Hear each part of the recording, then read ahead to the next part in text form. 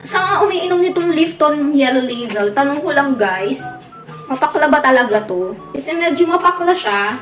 Every time na hinihigop ko siya. So una mapakla talaga pero kapag higop ka na ng higop, hinahanap mo na yung pakla niya. Ang sarap. Masarap siya. Kasi first time ko lang makatikim nitong Yellow Label. Dati kasi green tea yung kinatsaan namin. Ayan ng Yellow Label. First time lang. Dahil mapakla. Dati hindi na talaga ako nag-aasukal. Kasi nga, syempre, iwas asukal tayo. Kaya naman bumili ako nitong Equal Gold para nga may sweetener ako dito nga sa Yellow Label na tsaa. Ang kagandahan nga nito, hindi nga ako magigilty kasi no calories nga tong sweetener na to. Ito yung mga ginagamit na nagkikito, nagda-diet, para no calories yung sweetener nila. Kahit na matamis yung kinakain nila, hindi sila magigilty kasi nga wala tong calories. O diba, gaya-gaya lang ang buleng nyo. Ayan, si Bojack Sweet Lover kaya isang buo. Medyo na natatamisan na rin ako sa isang buo, kaya yung isang sachet nito, hinahati ko lang. Syempre kay Bojack, gusto niya. Medyo matamis talaga. Alam niyo na, Sweet Lover. Sobrang busy nga daw niya ngayon.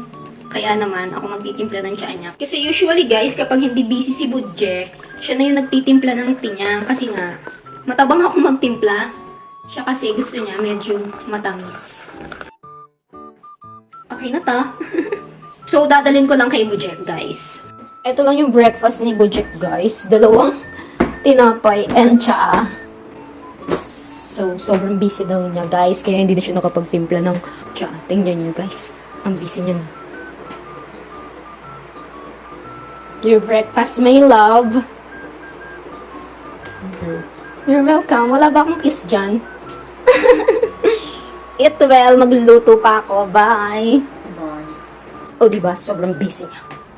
Guys, kung nagda-diet nga kayo, less sugar, i-try nyo tong Equal Gold. Ito, oh. Ano ko lang siya nabili? 25 pieces kasi medyo pricey itong Equal Gold. Meron nabibili nito, 25 pieces lang. I-try nyo din para no guilt nga kayo kapag gusto nyong uminom ng merong tamis. O, ilagay ko na lang ang link sa Yellow Basket kung gusto nyo nga rin ito. Yun lang po. Thank you for watching. Bye!